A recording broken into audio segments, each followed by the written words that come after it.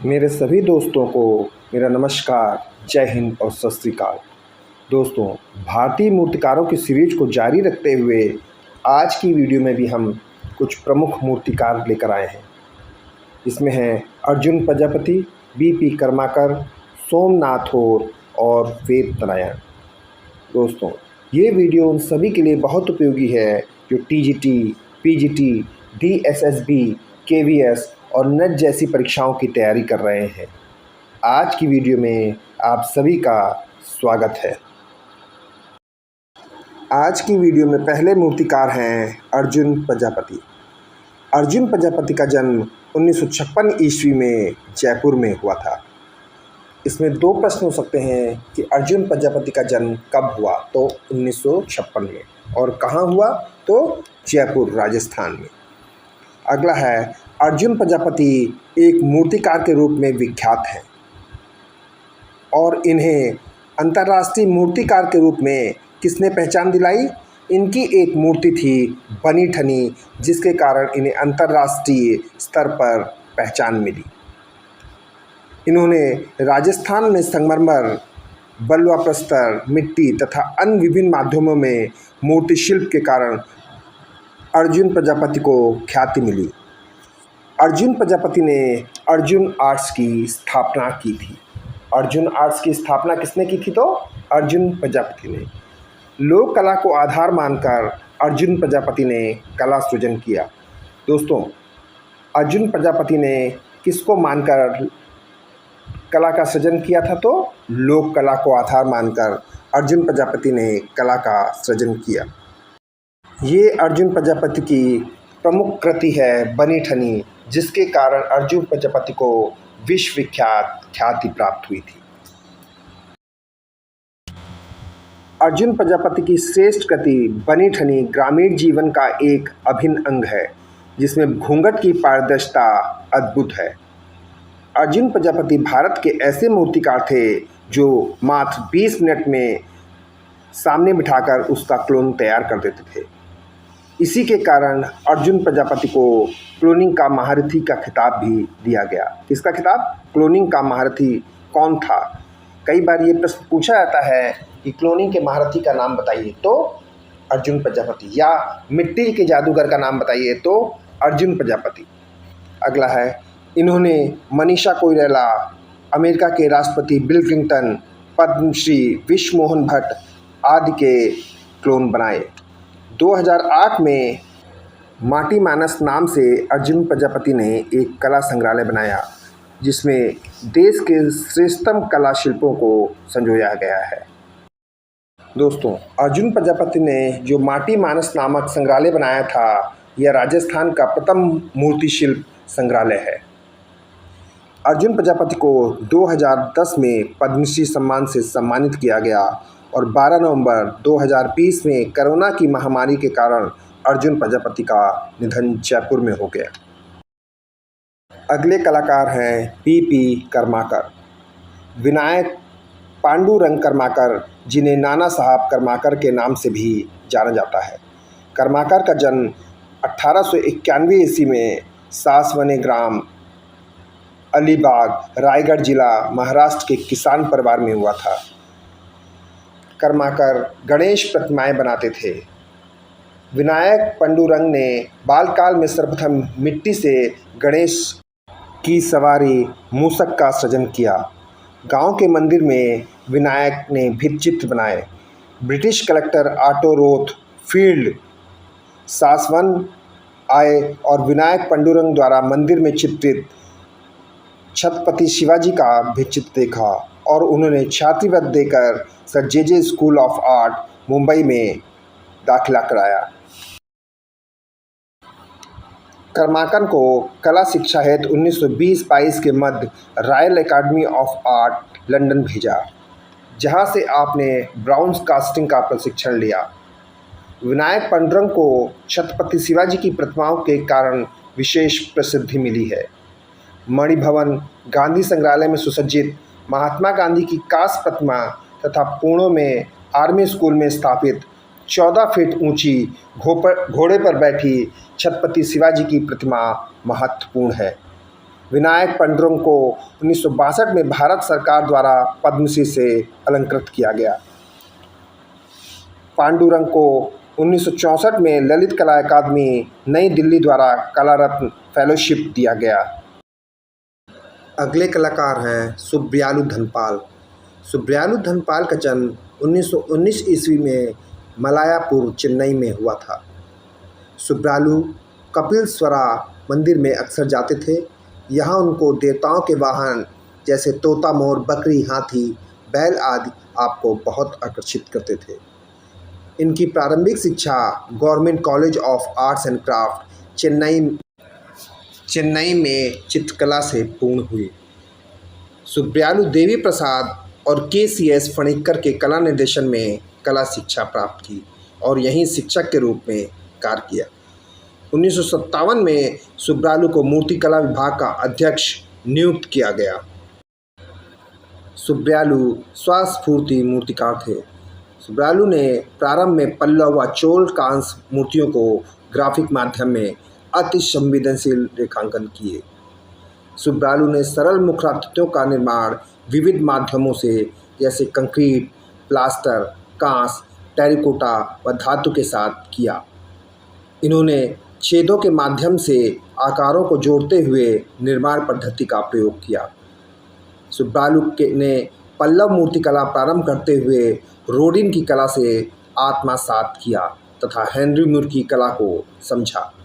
सुब्रयालु ने अपनी मूर्तिकला में रेखा को समाविष्ट किया। 1966 में चोलमंडलम ग्राम की स्थापना में सुब्रयालु फणिक्कर के साथ संस्थापक सदस्य रहे। क्या चीज़? 1966 में चोलमंडलम ग्राम की स्थापना में सुब्रयालु फणिक्कर के साथ संस्थापक सदस्य रहे। सुब्रयालु धनपाल मूर्तिकार के साथ वनस्पति प्रेम तथा शास्त्रीय नर्तक भी थे। सुब्रयालु को 1962 में राष्ट्रीय कला ललित अकादमी नई दिल्ली द्वारा पुरस्कृत किया गया। इनकी प्रमुख कलाकृति हैं mother and child, Mary and Christ, three figures, village guard आदि कांस्य प्रतिमाएं तथा टॉयलेट सीमेंट प्रतिमा प्रमुख हैं। अगले कलाकार हैं सोमनाथ होर। सोमनाथ होर का जन्म 1921 में चटगांव, बांग्लादेश में हुआ था। सोमनाथ होर एक ग्राफिक कलाकार थे जिन्होंने कला की शिक्षा government of school arts and college Kolkata से ली थी। 1957 में इन्होंने कला में डिप्लोमा किया। सोमनाथ होर 1954 में Indian college of art and draughtsmanship शिक्षक, 1958 में दिल्ली कॉलेज ऑफ आर्ट में ग्राफिक विभागाध्यक्ष रहे। 1967 में कला भवन शांति निकेतन में ग्राफिक विभाग के अध्यक्ष रहे। सोमनाथ होर छापा चित्रकार के रूप में जाने जाते हैं। इन्होंने चीनी कास्ट, चित्रकारी, लिनोकट, बहुरंगी कास्ट, उत्कीर्ण तथा इंटेग्लियो तकनीक में भी कार्य किया। चित्र प्रसाद भट्टाचार्य ने आपको त्रासदी की नंगी हड्डियों और रेखांकन की बारीकियों से परिचित कराया। चटगांव की अकाल से त्रस्त सड़कें भारत पाक युद्ध 1970 और वियतनाम युद्ध 1955 से 1975 से उत्पन्न परिस्थितियों की वेदनाओं की अनुभूति को सोमनाथ होर ने अपनी कला अभिव्यक्ति में चित्रित किया। सोमनाथ होर की यह कृति जख्म है या वुंड्स है जो पेपर पल्स से बनी है। सोमनाथ होर को जख्मों का कलाकार भी कहा जाता है। कई बार ये प्रश्न पूछा गया है कि जख्मों का कलाकार किसे कहा जाता है, तो सोमनाथ होर को। या जख्मों के कलाकार का नाम बताइए, ये वुंड्स के कलाकार का नाम बताइए, तो सोमनाथ होर। सोमनाथ होर के शब्दों में मैं तस्वीर नहीं, मैं जख्म बनाता हूँ। सोमनाथ होर का कहना था कि मैं तस्वीर नहीं बनाता, मैं जख्म बनाता हूँ। 1950 के प्रारंभिक दशा में तेभागा किसान आंदोलन, 1946-47 ईस्वी पर बनाई गई वुडकुट श्रृंखला। क्या है? 1946-47 में बनाई गई वुडकट श्रृंखला तेभागा टी गार्डन, डायरीज, चीनी समाजवादी व यथार्थवाद व जर्मन अभिव्यंजनावाद के प्रभाव को दर्शाती है। 1969 में सोमनाथ होर शांति निकेतन से चले गए, जहां आपने लुगदी प्रिंट तकनीक विकसित की और सुप्रसिद्ध घाव श्रृंखला का सृजन किया। सोमनाथ चित्र, छापाचित्र व मूर्ति शिल्प में अपनी ख्याति प्राप्त की, लेकिन छापा चित्रकार के रूप में अधिक महत्वपूर्ण है। तो सोमनाथ होर ने 1970 के दशक में पेपर पल प्रिंटिंग के साथ मूर्ति शिल्पों को गढ़ना भी प्रारंभ किया। इन्होंने कांस्य ढलाई पद्धति, लॉस्ट वेस्ट प्रोसेस अर्थात एक प्रकार की विनिमय प्रक्रिया जिसमें मिट्टी की मूर्ति पर मोम से कार्य करके पुनः मिट्टी का लेप कर पकाया जाता है, से भी कार्य किया। ये शिल्प वियतनाम युद्ध की त्रासदी को दर्शाते हैं। सोमनाथ होर ने मदर एंड चाइल्ड नामक विशाल शिल्प, जो वियतनाम युद्ध की त्रासदी से त्रस्त लोगों को श्रद्धांजलि देने के लिए बनाया गया है, आपकी कला का सर्वश्रेष्ठ उदाहरण है। सोमनाथ होर के प्रसिद्ध मूर्ति शिल्प हैं द्रौपदी व शकुनी, घोड़ा, portrait of Rabindranath Tagore, dog series, God series, man series, जख्म सीरीज, द हैंगिंग आदि। सोमनाथ होर का शांति निकेतन 2006 में निधन हो गया। सोमनाथ होर को 2007 में मरणोपरांत भारत सरकार द्वारा पद्म भूषण से सम्मानित किया गया। अगले कलाकार हैं वेद नायर। वेद नायर का जन्म 1933 ईस्वी में लायपुर, पंजाब में हुआ था और ये भारत विभाजन के पश्चात 1947 में परिवार सहित दिल्ली आकर रहने लगे। 1952 में वेद नायर ने सेंट स्टीफन कॉलेज से स्नातक किया। 1957 में इन्होंने कॉलेज ऑफ आर्ट दिल्ली से कला डिप्लोमा पूर्ण किया।